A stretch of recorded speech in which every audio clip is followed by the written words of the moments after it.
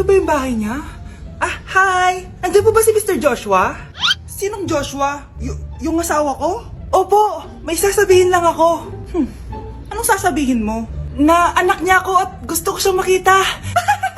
Anong pinagsasabi mo? Nandito yung anak ko. Alam mo, kung nang trip ka lang, umalis ka na dito. Mahal, ano mangyayari? Anak mo daw to, mahal. Totoo ba, mahal? Aamin na ako. Anak ko siya sa labas. Niloko mo ako! Oh anak, ba't nandito ka? Ah, Nay, pinuntahan ko lang po si tatay.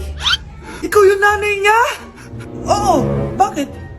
Mga walang iya kayo! Ba't kayo tumatawa? It's a prank! Na-prank kita, mahal! Na-prank ka namin, mare!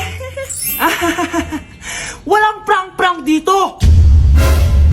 Huwag ka na uwi dito, manalo!